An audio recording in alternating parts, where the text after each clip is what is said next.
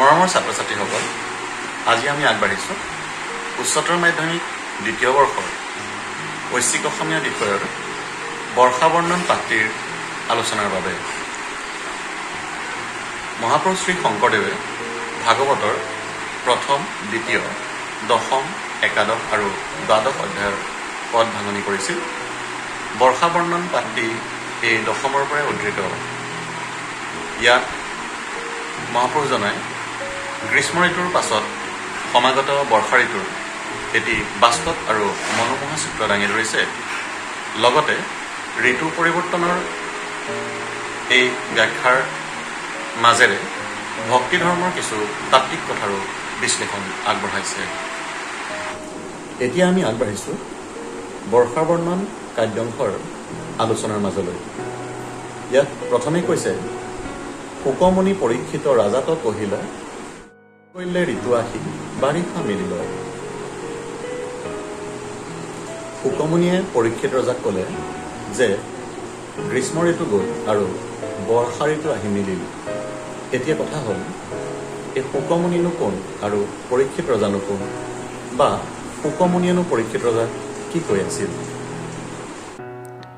শুকমুনি হৈছে ব্যাসদেৱৰ পুত্ৰ আৰু পৰীক্ষিত অভিমন্যু আৰু উত্তৰাৰ পুত্ৰ, অৰ্থাৎ পৰীক্ষিত অৰ্জুনৰ নাতি। এবাৰ ৰজা পৰীক্ষিত মৃগয়ালৈ যাওঁতে সমীক মুনিৰ আশ্ৰমত সোমাল। ৰজাই ধ্যানত মগ্ন মুনিৰ কোনো সঁহাৰি নেদেখি খঙৰ বশৱৰ্তী হৈ মৃত সাপ এডাল মুনিৰ ডিঙিত ওলোমাই থৈ আহিল। ইয়াৰ পাছতে ঋষিপুত্ৰ শৃংগী আশ্ৰমলৈ আহি পিতৃৰ সেই অৱস্থা দেখি ধ্যানৰ যোগে সকলো জানিব পাৰিলে আৰু ৰজা পৰীক্ষিতক মৃত্যুৰ অভিশাপ দিলে।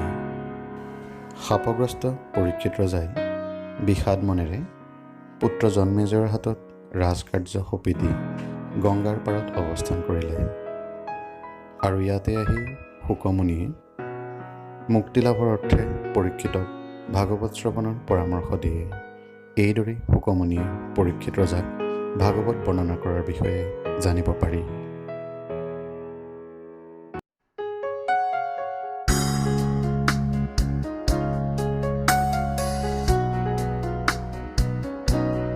বিবিধ মণ্ডলকলৈ সূৰ্যৰ প্ৰকাশ, তাৰে ৰশ্মি চিকিমিকি দেখিও আকাশ।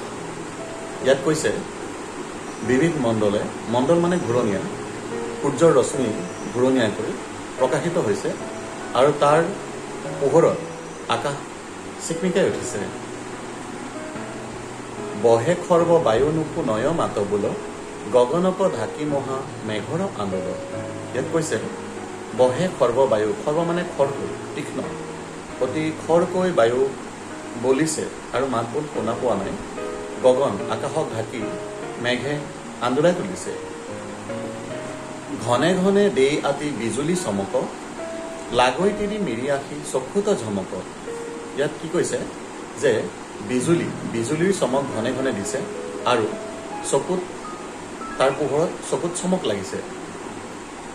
নাকলীয় চন্দ্ৰ সূৰ্য জ্যোতি তাৰাগণ, যেন জীৱ আত্মা শৰীৰতে ভৈল্য চন।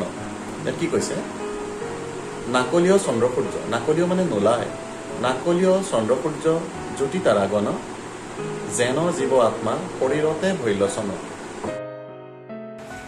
বৰ্ষাকালত মেঘে ঢাকি ধৰা আকাশত নক্ষত্ৰই আত্মপ্ৰকাশ কৰিব নোৱাৰে। বৰ্ষা ঋতুত নক্ষত্ৰবোৰ শৰীৰত আত্মা বিলীন হৈ থকাৰ দৰেই মেঘৰ আঁৰত বিলীন হৈ থাকে।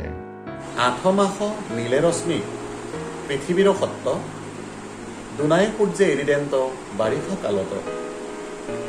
ইয়াত কৈছে যে 8 মাহ ধৰি সূৰ্যৰ ৰশ্মিয়ে পৃথিৱীৰ সত্ত বা সাৰভাগ বা ৰস বা শান্ত গুণ কঢ়ি নিলে। ইয়াত ৰসভাগ বুজিলে হ'ব।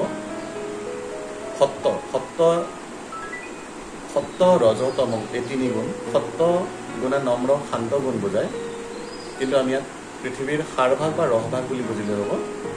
যে 8 মাহ ধৰি সূৰ্যৰ ৰশ্মিয়ে পৃথিৱীৰ সাৰভাগ বা ৰসভাগ কঢ়ি নিয়ে আৰু দুনাই সূৰ্যে এৰিদেন্ত বাৰিষা কালত, সূৰ্যই বাৰিষা কালত সেই ৰসভাগ বৰষুণ আকাৰে এৰি দিছে বুলি কৈছে।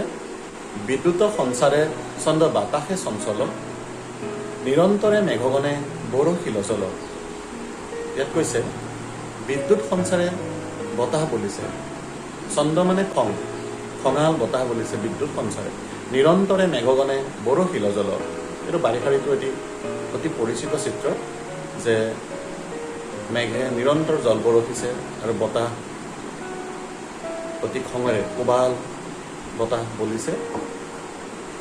খাল বাম ভৰি ভূমি ভাগি বৈ জান, যেন মহা মহন্তে দুখিক দিলা দান। ইয়াত কৈছে খাল বাম ভৰি ভূমি ভাগি জান বৈছে। যিদৰে মহা মহন্তই দুখীক দান দিলে তৃপ্তি পায়, দুখীজনে তৃপ্তি পায়, ঠিক একেদৰেই এই পৃথিৱীয়ে গ্ৰীষ্মকালৰ পিছত বৰ্ষা ঋতু আহিলে যেতিয়া বৰষুণ হয়, খাল বাম ভৰি পৰে আৰু ভূমি ভাগি মাটি ভাগি জান ববলৈ আৰম্ভ কৰে। আৰু ঠিক সেই মহামহন্তই দুখীক দান দিলে দুখীয়ে তৃপ্তি পোৱাৰ দৰে পৃথিৱীখনো পৰিপুষ্টি পায়, তৃপ্তি পায়। গ্ৰীষ্মত আছিল শুকাই ৰৌদ্ৰ তাপ সহি, বাৰিষা কালত দুনাই পুষ্ট ভৈল্য মহী। গ্ৰীষ্মকালত শুকাই থকা এই মহী মানে পৃথিৱীখন বাৰিষা কালত পুনৰ পুষ্ট হ'ল, বৰষুণ পায়, বাৰিষাৰ বৰষুণ পায় পুনৰ পুষ্ট হ'ল। তপ উপবাসে দেহা আছিল শুকাই, দুনাই ভোগা ভুঞ্জিলাত আপুনি পুষ্টাই। তপ আৰু উপবাসত দেহা যিদৰে শুকাই পৰে সেইদৰে পৃথিৱীখনো এই 8 মাহত পৃথিৱীৰ সত্ব বা ৰস শুহি নিয়াৰ ফলত শুকাই আছিল। আৰু সেই দুনাই যেতিয়া ভোগ মানে এই যে বাৰিষা কালত যি বৰষুণ হ'লে দুনাই এই বৰষুণে বৰ্ষা ঋতুৱে পৃথিৱীখনক পুনৰ পুষ্ট কৰি তুলিলে। ইয়াকে ক'বলৈ বিচাৰিছে জুই আননি জলৈ বাৰিষা নিশাত, নকৰে প্ৰকাশতাত নক্ষত্ৰে সাক্ষাৎ। কৈছে জুই আননি জ্বলিছে বাৰিষা নিশাত আৰু নক্ষত্ৰ এটা প্ৰকাশ কৰা নাই। ইয়াত কি ক'বলৈ বিচাৰিছে বাৰিষা ঋতুৰ এটি ৰাতিৰ এটি সুন্দৰ দৃশ্য, বাস্তৱ দৃশ্য। ইয়াতে জোনাকী পৰুৱা ৰাতি বাৰিষা কালত জোনাকী পৰুৱা আমি দেখিবলৈ পাওঁ। জোনাকী পৰুৱা ওলাইছে, অজস্ৰ জোনাকী পৰুৱা, কিন্তু নক্ষত্ৰৰ সাক্ষাৎ হোৱা নাই, তাত নক্ষত্ৰ ওলোৱা নাই, কিন্তু চন্দ্ৰ ওলোৱা নাই, আমি নক্ষত্ৰ সাক্ষাৎ আমি তাত পোৱা নাই। যেন কলি যুগে বেদ শাস্ত্ৰ হবৈচন্ন, প্ৰকাশে পাখণ্ডে শুনৈ তাৰে সবচন। ইয়াত কি কৈছে, ইয়াত তুলনা কৰিছে এইটোৰ সৈতে যে কলি যুগত যিদৰে বেদশাস্ত্ৰ চন্ন হ'ব, শাস্ত্ৰৰ কথা, বেদৰ কথা, ভাল বতৰা, শুদ্ধ চিন্তা এই সকলোবোৰ নষ্ট হ'ব, কিন্তু পাখণ্ড দুষ্ট লোকে যি প্ৰকাশ কৰিব সেই বচনে আমি শুনিবলগীয়া হ'ব। ঠিক একেদৰেই ইয়াত বাৰিষা ঋতুৰ এই কথাৰ সৈতে তুলনা কৰিছে যে বাৰিষা ঋতুৰ নিশা জোনাকী পৰুৱা অজস্ৰ ওলাইছে, কিন্তু নক্ষত্ৰ সাক্ষাৎ হোৱা নাই। নক্ষত্ৰই যিদৰে পোহৰাই তুলিব পাৰে, বেদশাস্ত্ৰই সমাজত যিদৰে ভাল প্ৰভাৱ পেলাব পাৰে, জোনাকী পৰুৱা অজস্ৰ ওলালেও সেই প্ৰভাৱ পেলাব নোৱাৰে। অৰ্থাৎ দুষ্টজনৰ কথাই সমাজত কেতিয়াও ভাল প্ৰভাৱ পেলাব নোৱাৰে। এইদৰে বৰ্ষা ঋতুৰ এটি মনোমোহা চিত্ৰ অংকনেৰে মহাপুৰুষজনাই ইয়াৰ মাজেদি ভক্তি ধৰ্মৰ কিছু তাত্ত্বিক কথাৰো ব্যাখ্যা আগবঢ়াইছে। আমি অতি সৰলভাৱে, সহজভাৱে সকলোৱে বুজিব পৰাকৈ যিমান দূৰ পাৰোঁ ইয়াত আমি আলোচনা আগবঢ়ালোঁ। এই আলোচনাটিয়ে ছাত্ৰ ছাত্ৰীসকলৰ লগতে আগ্ৰহীজনকো উপকৃত কৰিব বুলি আশা কৰিলোঁ। এই বৰ্ষা বৰ্ণন কাব্যৰ বাকী অংশৰ আলোচনা আমি আন এটি ভিডিঅ'ত দিবলৈ যত্ন কৰিম। আজিলৈ ভিডিঅ'টো ইমানতে সামৰিছোঁ। ধন্যবাদ।